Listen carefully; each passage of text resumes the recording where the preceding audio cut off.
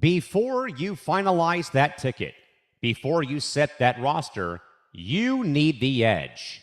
Welcome to the 1 hour window that separates the winners from the losers. We're diving deep into the spreads, the over-unders, the value plays, and the sleepers you must start. Stop guessing and start winning. This is the Gridiron Gurus, providing the ultimate NFL advantage exclusively on the Empty the Bench Network.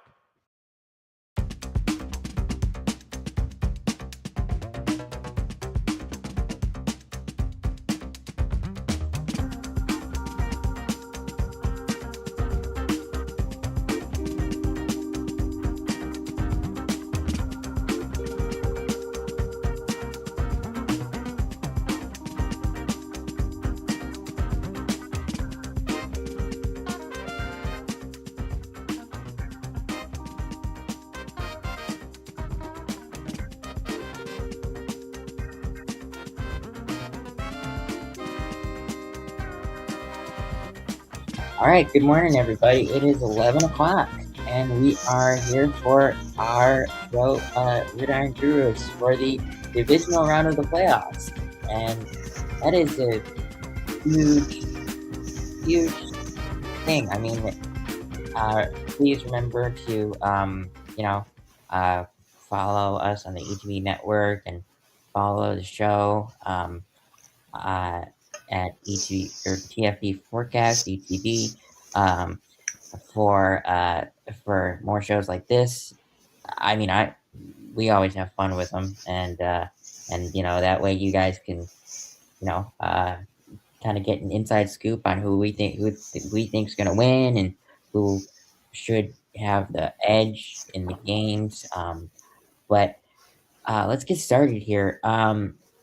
So there's not any like who's in and who's out for reported for the playoffs, but we do know of a few, and let's just start with the biggest one.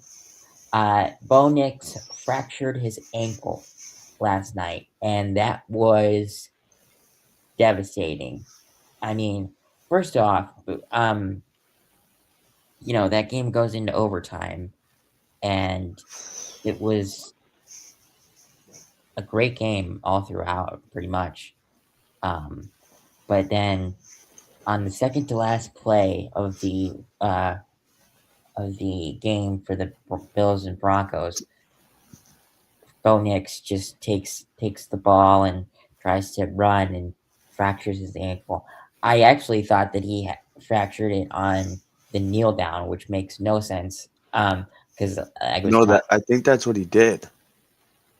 Because he was perfectly fine up till after the kneel down. Because it looked like when he took the kneel, because he went in to get better position for the field goal. Mm-hmm. It looked like when he took the knee, his foot kind of went out a little bit. Oh, I think someone stepped on it too. So I guess I wasn't watching as close as I thought, but I did see the last play. But that's just devastating because that kind of ruins the Broncos' chances for or at least chances on offense to have a good game next week against the Patriots or Texans. Which I think it's going to be Patriots, but I do too. And then also Ozzie Trapillo of the Bears is out because he tore his patellar tendon last week, and also TJ Edwards. So we don't know what the offensive line combination is, but there is a possibility that we see Joe Thuney at left tackle rather than Theo Benedict.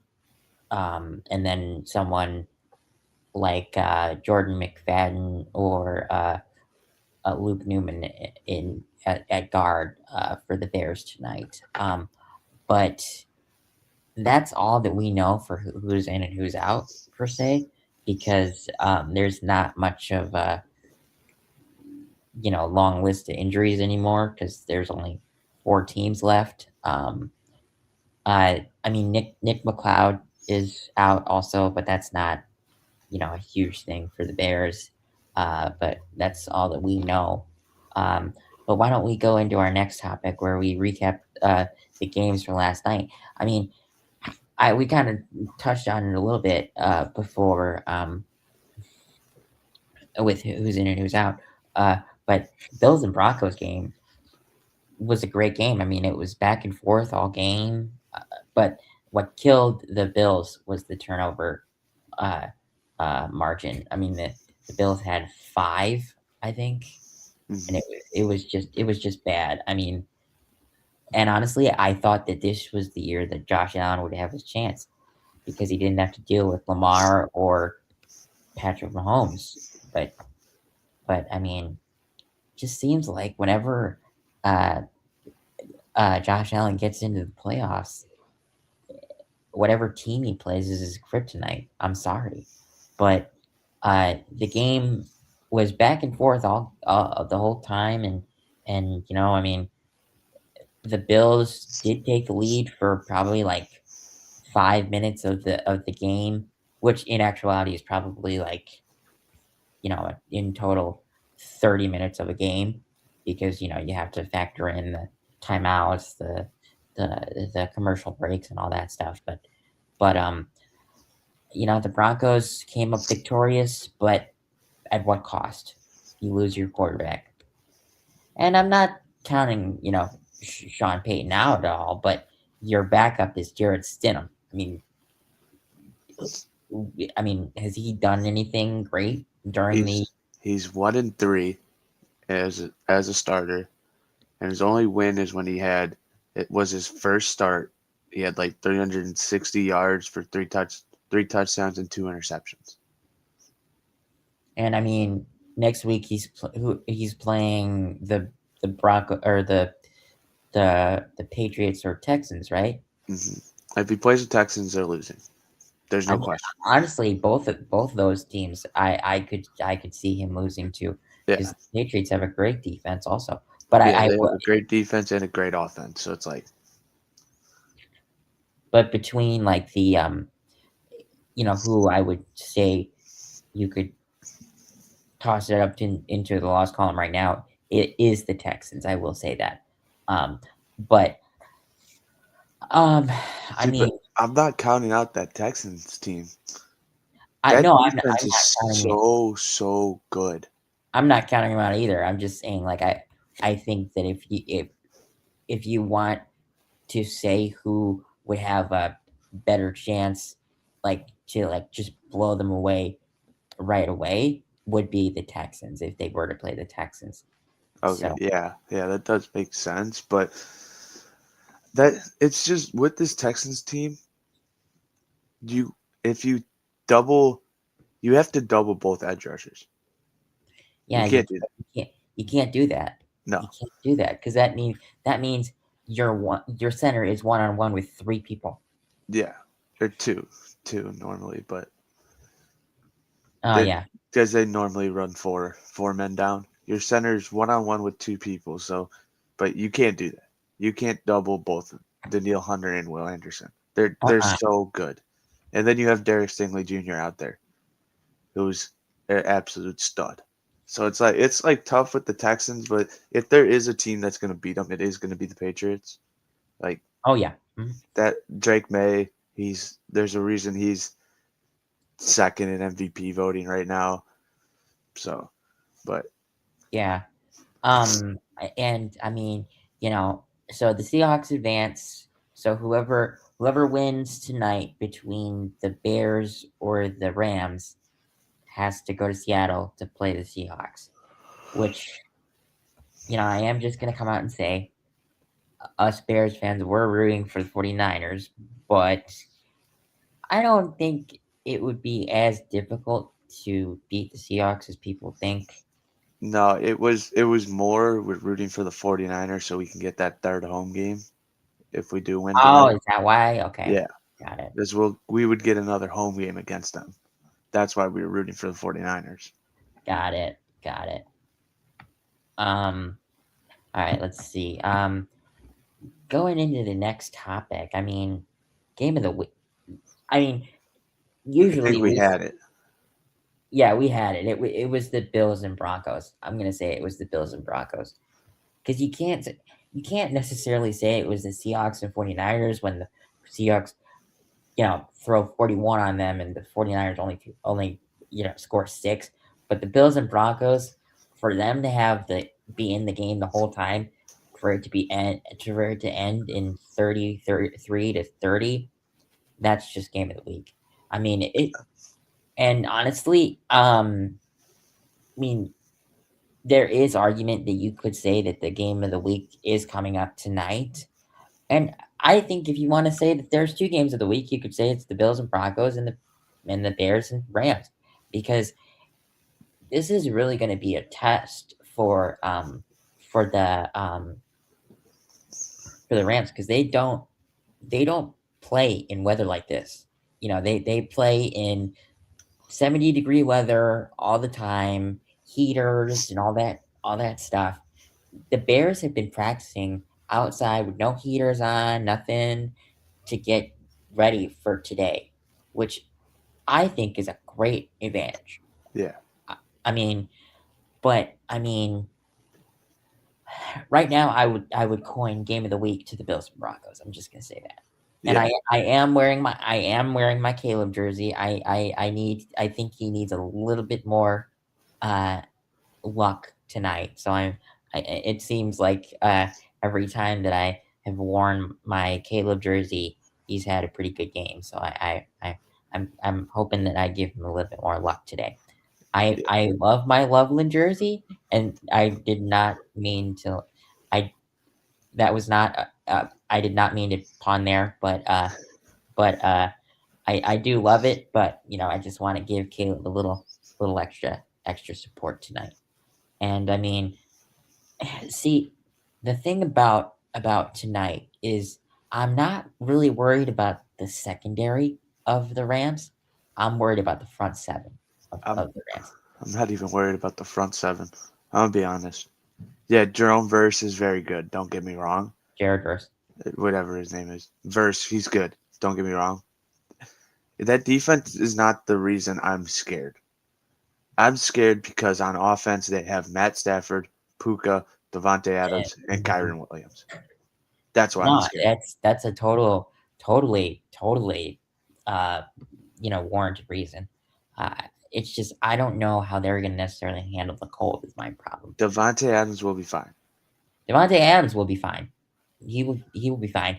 It's just Stafford played in domes. Puka, I don't think he necessarily played long in the cold. If he did play in the cold, I think he went to Penn State, so technically he played Penn State and then BYU. Yeah, so I mean it's not really cold, but it is kind of cold. So it all depends. I mean, I don't. He's still gonna get his yards. He's still gonna get his catches. It's just how good can our secondary be? Mm-hmm. Like we have to, because you're putting Jalen Johnson on one side of the field. So if it's Devontae Adams, you should put him on Puka. I don't think you should. He's not fast enough. I think you stop Devontae Adams. You stop Devontae Adams and you double Puka, basically. You have that safety over the top on Puka. Well, that's what I think. I like that idea. It's just I don't know what the plan is. We don't know what the plan is. I mean, I would love to have the inside track on what the defensive plan is for with Dennis Allen, but I'm not within the Bears organization. But I mean, there's also some good game. What's the other game today? Patriots Texans. Oh well, then honestly, there's an argument that there's 3 games of the weeks with the Bills, Broncos, Patriots, Texans, and the Bears, Rams. I mean, you could also say that the Seahawks 49ers one is a great game like before it started, but when you look at the score, it just does not seem like a game of the week candidate. So 3 out of the 4 games is great. I mean, and honestly, going into the next topic, there's only the one. there's But only the one. because we already know what happened. Yeah, but since we already know what happens, you can't coin something as toilet bowl game of the week. I mean, I kind of want to get rid of this banner, but you kind of have to talk about it. The Seahawks just went into because the 49ers were at home, right? No, Seahawks were at home. Oh, the Seahawks were at home. But still, the Seahawks and 49ers have played each other twice before yesterday. And the Seahawks, although they won both times, they didn't win handily. Like 2 or 3 weeks ago, they won by like 10 or 13. It was like 13-3 or something like that. And then the time before that, I can't remember the score because that was the earlier in the season. But like the Seahawks went in there and said, "Hey, 49ers, screw you. We're going to kick your butt today." And they did. And this was with Sam Darnold having an oblique injury. Looking at his stats, I'm going to have to look that up. But I don't think he had a great game. But No, they ran the ball all over them. Kenneth Walker had a great game. I'll tell you that. Yeah, he ran all over them. No, I got to go to box score. Sam Darnold had 12 completions on 17 attempts, which is 71%, which is great. But he only threw for 124 yards and 1 touchdown. But Kenneth Walker, 19 attempts, 116 yards, 6.1 average with 3 touchdowns. That's insane. It did help Charbonnet did get injured during that game, but that was one we forgot. I forgot about that, but Charbonnet did get injured. I don't know what his status is right now, but Kenneth Walker just went crazy. And it shows that Kenneth Walker should have just been doing that all year. But they're like the Falcons. They like to run their backup in a lot. So, and the solo passing touchdown did go to Jackson Smith-Njigba, which I just have to say is one of the most awesomest names in the NFL. I don't say his full name. I just say JSN. Just because. Yeah, that's true. That's true. But when you're talking about him, you kind of should say his full name. Yeah. But on the flip side, the 49ers, Brock Purdy completed 15 of 27 for 140 yards and 1 interception. The Seahawks took out their starters with like 10 minutes left in the game, which at that point you do when you're up 41-6, you're like, oh, we're winning this game. There's no point. But it was just the 49ers. They were missing, Christian McCaffrey had an injury throughout the game. Yeah, he came back though. He came back, but he still missed, I think, a drive or 2. Yeah. But the most important piece that they were missing was George Kittle. Jake Tonyan does a pretty good job at filling in when he's needed, but George Kittle is just George Kittle, and you can't. And when you miss him, you're missing a lot of your offense, which really stinks. I when I saw his injury, I just knew what happened right away. Like, it was obvious that he tore his Achilles or ACL, or it was devastating when I saw it, though. I'm sorry for the 49ers, and Kyle Shanahan's still a great coach and all that stuff. He's gonna be coaching again next year. How old is Kyle Shanahan? He's not too old. He's in his 40s, right? Yeah. So in the 40s, maybe he's in the 50s. like low 50s, but I think he's 40s. I can look that up. Kyle Shanahan. Well, I can. Kyle Shanahan is how old is that? I mean, he's 45. December 14th, 1979 is when he was born. It's 2026. 47. I mean, 46. He's got at least 10 years left coaching if he wants to. He's probably got a little more, but yeah. 15 if he wants. Yeah. I mean, but the thing that he's got to do is he's got to get, he's got to get back to the Super Bowl and win a couple more if he wants to coach again for that, keep coaching for that long. But I mean, there are a lot of coaches that might not last as long as people think. I think one of them might be Sean McDermott. I don't think that he's going to be fired this year, but if he goes back to the playoffs next year and gets kicked off right away, I think you might have to think about it. Yeah. But going into the next topic, I mean, favorite game of the week. I mean, it's ours. I think it's ours, but I also have to say the Bills and Broncos is up there. Yeah, but that's just because we knew they already played. Yeah, I guess of the games that are left, ours is our favorite because I mean we're Bears fans. We want to see the Bears win. And I think we will pull it out. It's just I think it's going to be a hard fought one where we need to play. We need to play like 100%, 65 minutes of a football game.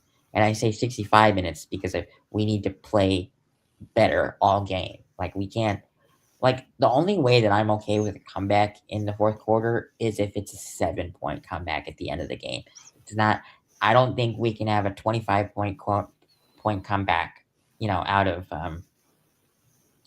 against the Rams. I mean, it's possible because the Panthers did it and they won once, so that is kind of huge. And then they were one drive away. Yeah, I mean, if you think about it, I mean, there were probably some questionable calls that were made during those drives. So I mean, you have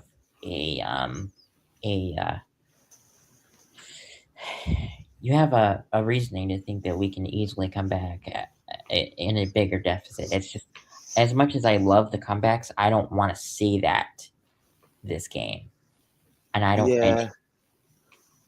But I mean, if we are losing, we have to start out hot.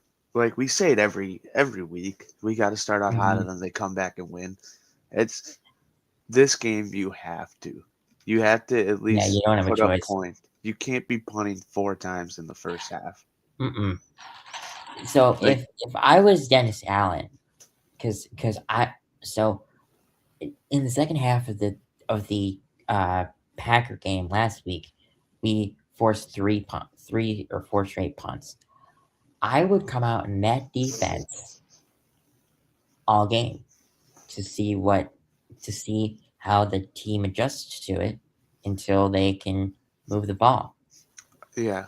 I mean, it's just weird because I feel like both of the coaches do this. They're like, okay, let's just run this defense. Let's get burnt. And I think Ben Johnson does the same thing with offense. Let's run this offense. Let's not get any yards, and then let's just play in the second half. I don't want that. I don't want that. I mean, it's been working. But it's not going to work if you want to get to Super Bowl. No, it's not going to work because it didn't work against the Ravens without Lamar. Like we went down way too much. You can't go down that much. And honestly, I mean, for me, the Rams are even worse than or even better than the the Ravens. Yeah, I was just saying like that's a game like you can't come back. No, you used a perfect example. I think you Yeah. used a great example.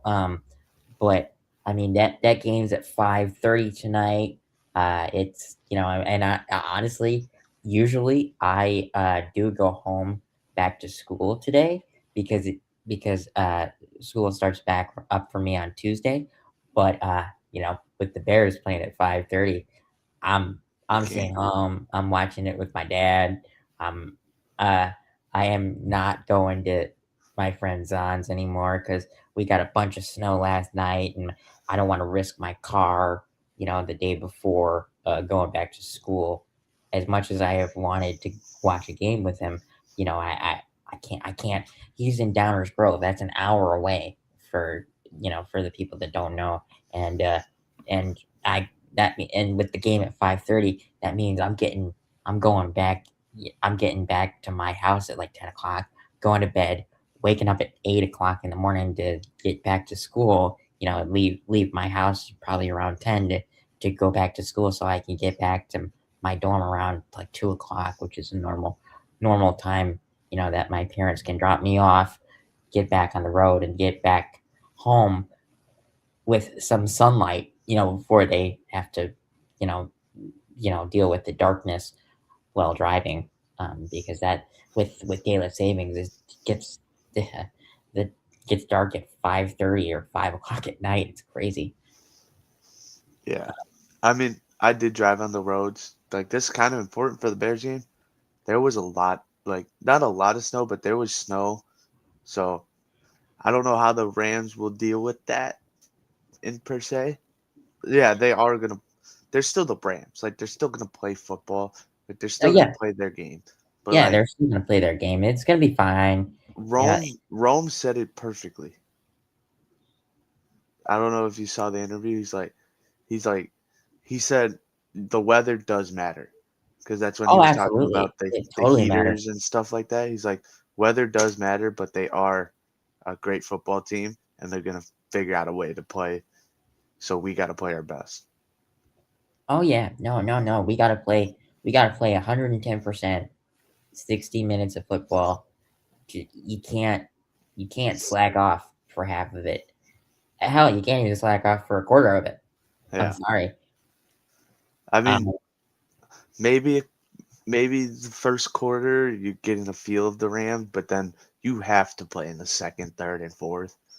Like we can't. oh yeah, no, you can't, you Like can't. even 45 minutes of football, sure we could play and win, but I'm not confident if we're down 21-3 like we were against the Packers. No, no. Mm-mm. But that's our game. I'm waiting for Ben to come in for our Patriots talk, Yeah, so so we we can could talk about the do. Bears a little more. Yeah. But there were some coaching Yeah. Why sign. don't we actually go into that a little bit? We'll also talk about that when Ben comes in because he should be coming in a couple of minutes. Yeah, But let's talk about because first off, the biggest one happened like 3 days ago.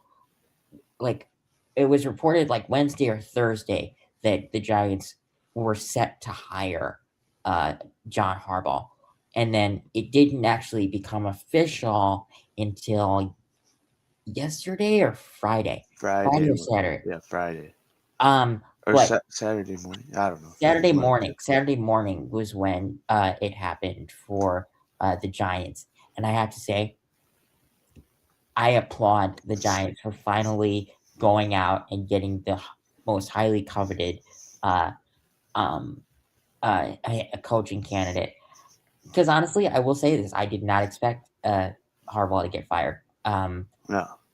But when you have the chance to get a coach like that, you give him whatever he wants. You give him $100 million. You give him, you know, roster control. You give him anything he asks for because he's the best head coach that you could ask for. But his contract is 5 years, $100 million, something like that, and he deserves every bit of it. And there were, it did take some time because of the fact that there were some things they needed to hammer out with like the personnel stuff for Harbaugh, because I think he wanted a little bit more control than what people were letting on, which he deserves, because he's won. He wins, and he knows what he's doing, and he always drafts well, always, no matter where he's drafting. I mean, the year that they drafted Lamar, they had 25 before that, and they took tight end who I don't know who he's with, but Hendon Hurst or something like that. They took him at I think he's done now, or he's with the Panthers. I the know that. The last time that I remember him playing was with the Falcons. Okay. But I don't know. But that's beyond the point. And then at 32, Lamar was available, and they needed a quarterback because Joe Flacco was, kind of falling off a little bit, or they realized that they might need a quarterback insurance policy, and they took Lamar. And for the first year, Lamar wasn't necessarily the quarterback. He was like that gadget player where they threw him in for read options every once in a while, and maybe a couple passes, but then the year after that, they gave the keys to Lamar, and he took off. But Wins MVP, yeah. But now, let me say this. There were 8 openings for head coaching, and the best one is the Giants. And I can't believe I'm never saying that, because there's a lot. But like, when you look at the pieces that the Giants actually have at least figured out, they've got Dart, they've got Scadaboo, they've got Neighbors, they've got Dexter Lawrence, they've got Abdul Carter, they've got Brian Burns. So they have pieces there on the offense and defense. But here's the thing, when you look at all the other openings, none of the teams have that. There's yeah, I think this was the best and only place that Harbaugh was going to go. I mean, he took other interviews, but he was probably only looking at the Giants as a true contender. I mean, maybe he looks at the Falcons, but I don't think so. But last night, and I knew that this was going to happen shortly after it was announced that you called this a week ago. So. And I have a reasoning for why I really like this. So Kevin Stefanski was hired as the Falcons head coach late last night. So Kevin Stefanski, before he was the Browns head coach, he was the Vikings offensive coordinator. And the Vikings during his time as the Vikings offensive coordinator, they had Kirk Cousins as their quarterback. And here's my thing. So I think that Penix will not play for. I think he might play for some of the year next year, but not all of it. And you still have Kirk Cousins for 2 years, I believe, or maybe 1. I'm not sure, but you signed him to a 4-year, $180 million deal, and I think that Stefanski was brought in to the Falcons because of the familiarity with Kirk Cousins. I think the Falcons know that they might have to have him as the bridge quarterback for a year because of Penix's injury. And when you have the chance to bring in a coach that knows the quarterback, that is at least on paper looking like the starter, you bring him in just because you think you might have more success with a coach that knows the quarterback rather than, the hot shot offensive or defensive coordinator.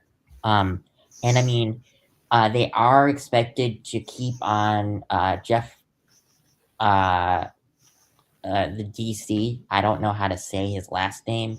I I could look it up to try and so Jeff Ulbrich is expected to be the defensive coordinator for Stefanski on the Falcons. They want to retain him, and I think the Falcons have already blocked all the DC interviews that he's gotten. So I mean, I think they know that he's going to be the defensive coordinator, and Tommy Rees is expected to be the offensive coordinator for the Falcons. I don't necessarily know how great that is, because here's the thing. Stefanski, I think it's a good hire for the familiarity, but Stefanski has a tendency to say that, oh, I can call plays, and then he realizes that his play calls aren't working, so he hands it over to the offensive coordinator, and they've never called plays before, so I don't know how great the staff is going to be, but I do like Jeff Ulbrich for the defensive coordinator. He's done a pretty good job with the Falcons defense. I just don't know how good the offense is going to be. I trust it more than I trust Raheem Morris and his staff, but I'm not sure. But it's a 5-year deal for both of them. I only know that the Giants gave him $100 million because that was actually thrown out there. I don't know how much the Falcons and Stefanski's contract. I think it was close to that. Really? Yeah, I don't know if they. Let me look up if they actually. It might have been like 60 mil, I think. I don't know where I saw that, but I think I'm gonna look up Kevin Stefanski contract to see if it's actually said.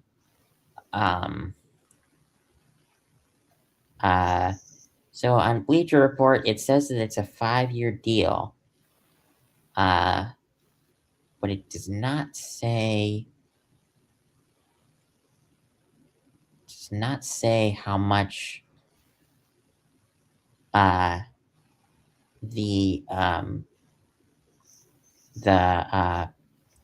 contract is worth. But honestly, if he got 5 years, $60 million, that's what, $12 million a year. That's a pretty hefty contract. Yeah, I saw he's making. I think it's around that. I just saw he's making like $40K a month. Oh, I saw that. I saw that post. What you're talking about. I haven't So I just kind of put it in contract form. Yeah. Or not a month, a day. 40 million a day. Or 4,000. 40K a day. Yeah, it's like $1 million a month almost. Well, or over that, but yeah, I don't know. But I think it's probably around like 60. Honestly, good for him. I mean, we'll see how how it goes for for Stefanski, because some part of me believes that this is just like a stopgap option. I'm sorry to say that for Stefanski, but I don't think that he's the greatest coach. No, I don't think he's that good of the greatest coach, but he's had good defenses. Was he with the Browns with that Baker team that went to the playoffs? Oh God. Because if he was, right? No, they went in 2021. Okay, well, let me look that up. I would assume so. Who was the Because I know he was with the Vikings 2020. Of the Browns in 2021. I think it is Stefanski, but the head coach of the Browns in 2021 was Kevin Stefanski. He led the team to 11-5 record during the regular season and helped them advance to the playoffs. Yeah. So that was his first year with them. But that was the only year that he Yeah, went but to I the mean, Super Bowl. he's shown he can get to the playoffs, and you're coming into a team with Drake London, Mhm. Bijan Robinson, Darnell Mooney. I have to say Darnell Mooney because I love that guy. Oh, I love him too. I love him too. Kyle Pitts. Yeah, do I think he's gonna stay after this year? No, but could he? Wait, this year? Oh, I you mean, mean that he's gonna go to a new team, he might go to a new team, see, or next? Okay, but and then on defense you have AJ Terrell. You got pieces there.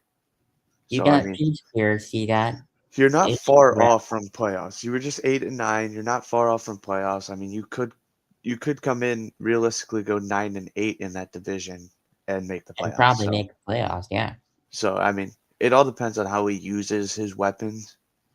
Because you got to think he was working with Jerry Judy as his wide receiver one for hmm 2 Yeah. years. For the long. Now he actually has a quality, number one in Drake London. Yeah, I mean, Drake London is a beast. I mean, the thing that holds him back really is the lackluster play calling. yeah. And I mean, then that's the same with Bijan too.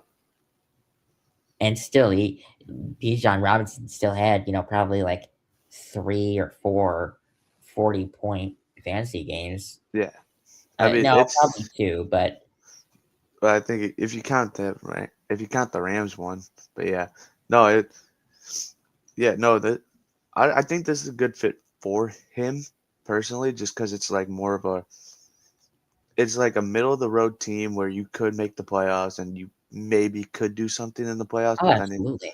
depending on how your scheme is, but we don't know his scheme because he's been on the Browns, Right. Yeah, right. so it's But tough to tell with him, But but at the same time, it also has been reported that most or some of his staff from the Browns is expected to come with him because Reese was with him uh he in says OC. was his OC in Cleveland. So how is that gonna go? I don't Um, I don't think I like that. I would like his DC to come with him personally, but then again, you also have Miles Garrett on that side, so that's probably why the DC was yeah, doing and good. there's a chance that the DC with the Browns gets the head coach job. Yeah, I I did don't see know. that. I mean, honestly, that might be your best bet with the Browns. At least have a coach that's been with the team be the head coach. I'm not necessarily going to say that is going to warrant you success with the Browns, but you at least would know pieces that you have. Now the thing about it is it's Jim Schwartz, and he's had a lot of coaching experience. It's just his experience is on the defensive side of the ball. So how good of an offensive staff can you make? Because Yeah, you I mean, really got to bring in that offensive guy. and here's the thing. I mean, it does help that you have whatever 40 years of experience or whatever how long Schwartz has been in the league, but it's important to note that you're the NFL is not a defensive ran league anymore. It's I mean it's more of an offense, but it still is both. I mean you need both. The Browns just requested a second head coaching interview with the Jags OC Grant Ud- Udiski. Oh yeah, yeah. I just said I Literally that just got actually tweeted. that might be a good option because I mean surprisingly for for being a 30-year-old head coach candidate, he's only had 1 year of experience as an offensive coordinator, and he did a good job. And he would become the youngest NFL head coach ever if he was hired because Hey, he's 30 years old. hey, they work. They work. I mean, you got McVay. He was young. Yeah, he Ben was Johnson's young. 31 when he was Yeah. hired. Like Ben Johnson's young. There's a couple more that were young. That They're still here's coaching now. veteran O-line coach Bill Callahan is likely to join the Falcons staff in Atlanta. Callahan was on Stefanski's staff with the Browns before leaving to join his son Brian Callahan's staff with the Titans in 2023. But we know how that worked out. But look, if I had to give grades for both of these hires, Giants is an A+, and I would say that the Falcons is an A. Yeah, I agree. But we could go to the Patriots game. I don't think Ben's going to join us. Yeah, I don't think so either. So, I mean, I don't know if I should put on a different banner for the. Let's just do it. I mean, the Patriots. I think the most improved teams this year, for the NFL, were the Bears and the Patriots and the Jaguars. I'll put the Jaguars in there. Those are the three. But talking about the Patriots game, this is probably their biggest test of their schedule because of the fact that the Patriots had the easiest strength of schedule this whole year, with I want to say a strength of schedule of 0.400 or something like that. Yeah, with really no defenses either. And to give that strength of schedule to a veteran head coach in Mike Vrabel, that is just, you're handing him coach of the year basically. Yeah. And that really sucks because I'm going to say it. I think Ben Johnson deserves more. I'm sorry. Because he turned a team around that, was known for their defense in the past and now is known for their offense. And I'm going to say this. It's because of the fact that Dennis Allen doesn't have any of the players that fit his scheme. You give him, a year or two to get his players, and it's gonna end differently. I'm sorry. The defense will get fixed. It's just, it might take a minute. You give Jalen Johnson an actual full year in his system, not 5 games. It's gonna be different. Yeah, it's gonna be different. Excuse me, sorry. I knew that was coming. But going back to the Patriots, I mean, to face the Texans in the division round of the playoffs, that's something. And this is going to be a real test for Drake May for the Patriots offensive line. They do have Will Campbell back. I thought that they lost him for the year. I made a mistake on that in forecast, but he is back, so that's going to help. But still, you got Danielle Hunter and Will Anderson. You can't double team them both because that would leave the center on an island, and that's not good. So I do like this game. I honestly don't know who comes out on top because both defenses are great. I mean, I trust the Patriots offense more than I trust the Texans offense. But I think this is a battle of defenses more than a battle of offenses. And if I had to be honest, I'm going to say it. As much as I love the Texans, I do believe that the Patriots will become victorious tonight or today. I don't necessarily know what the score is going to be, but I think it's going to be the Patriots are going to come out on top. I mean, what are your thoughts on that, Michael? Yeah, I do think it's who wins the turnover battle. That's what's going to be the big. I think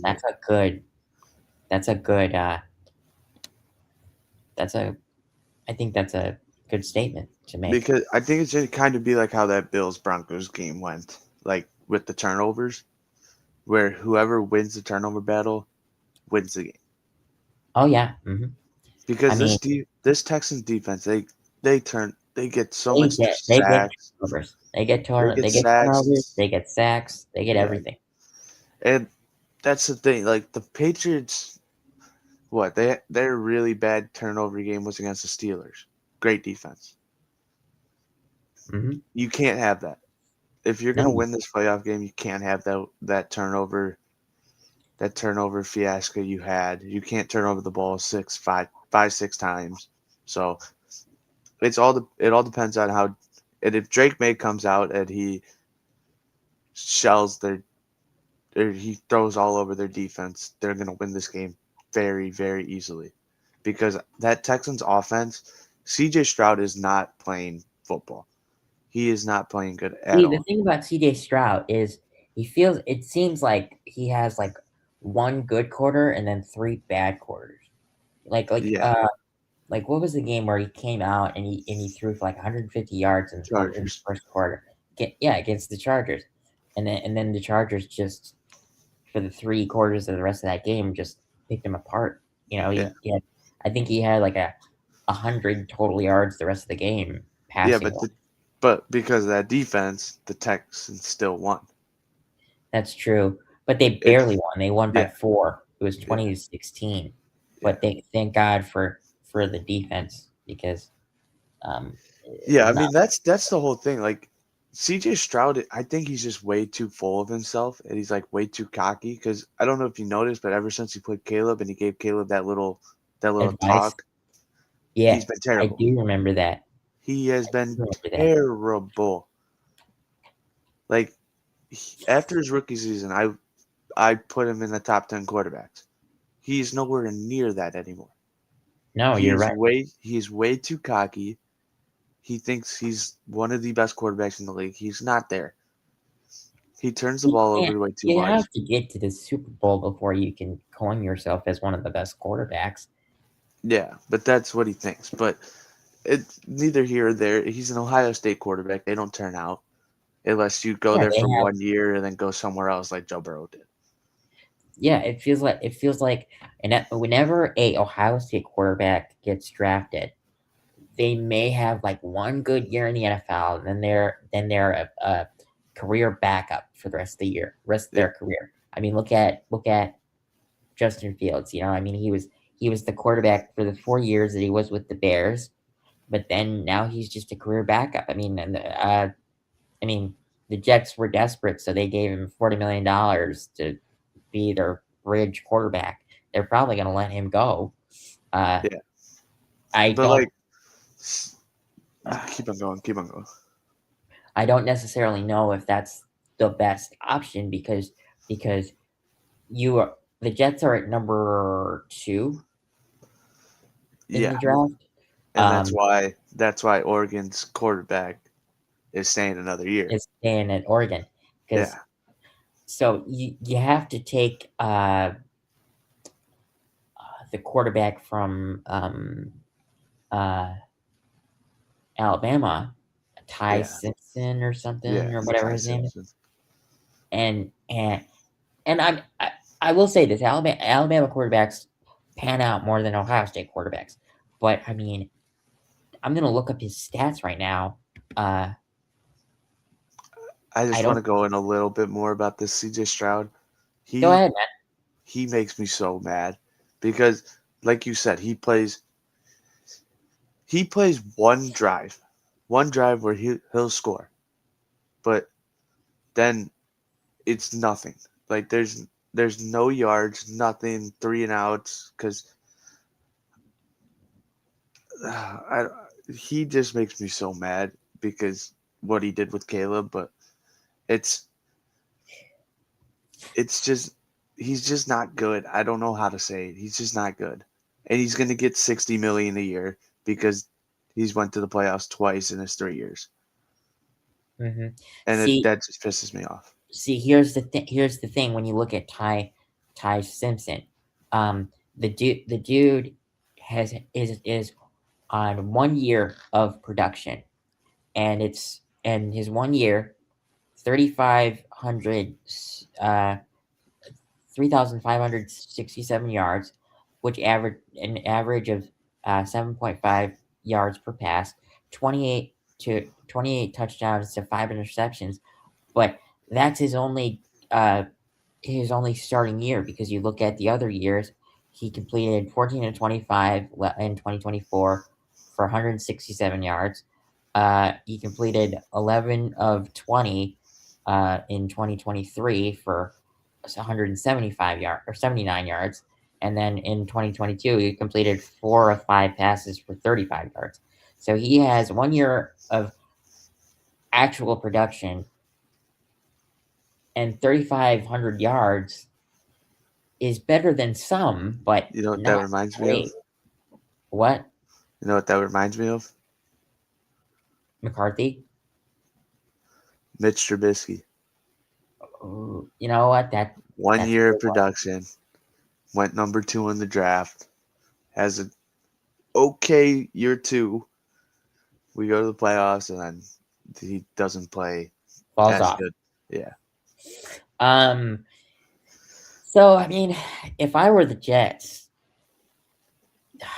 I mean, you do have draft capital because you did trade Sauce Gardner and Quinnen Williams. So, if I was the Jets, as much as I'm going to pain some quarterback to come to the Jets, I would try and trade for your quarterback, because you have the draft capital. You can do that.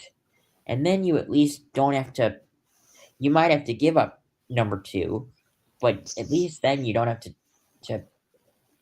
bank your coaching career, Aaron Glenn, on, on a 1 year of production quarterback. Yeah. And honestly, I'm gonna say this. I'm gonna say this. As much as it's gonna ruin this quarterback's career, his career is kind of already over. I'm gonna say that the Jets call the Cardinals and say, "Hey, what do you want for Kyler Murray? We'll give it to you. We have it." Yeah. Because that's the only quarterback that I could see available. That might put up production. That could put up production, but also you're still kind of, taking a gamble on something. And then you still have Kyler for 2 more years. And you can fringe people. Then you can start drafting, and then after Kyler's contract's over, then you can draft the quarterback when you have the other pieces ready to go. Yeah, I mean, it's a lot. I mean, it just hurts, I mean, it hurts that because at the beginning of the end of at the end of the coaching cycle last year, Ben Johnson and Aaron Glenn looked like great hires. And of course, Ben Johnson turns out to be a great hire, but Aaron Glenn just doesn't. And I mean, that's a part of taking the Jets job. It's not as bad as the Browns job, but it is one of those coaching jobs that's not great, and you don't have a lot of highlights in terms of players. But the thing is, I mean, Aaron Glenn, if he can't turn this around next year, I think he's out. And Yeah. I'm surprised. I'm honestly surprised that he wasn't out this year, because yes, he did win, 3 at the end of the year, but like for most of the year, he was at 1 win. And it was looking like he was going to have the number 1 pick, which would have been great, because, I mean, Mendoza was looking pretty decent. But at the same time, I don't think Mendoza is necessarily a great option. I think he will thrive in a certain system, but we'll have to see on that. But we are almost at our hour, and I hope you guys enjoyed. Enjoy the last day of the divisional playoffs, because next week is the NFC Championship, And you'll be seeing Bears versus Seattle. and then Broncos versus Patriots. I'm calling it right now. that would be. It's going to be 1-2 versus 1-2. You really think that the Broncos have a chance of winning without Bo Nix? No, but they already won. Okay. But they're gonna get their asses kicked next week. I'm gonna say that. Yeah.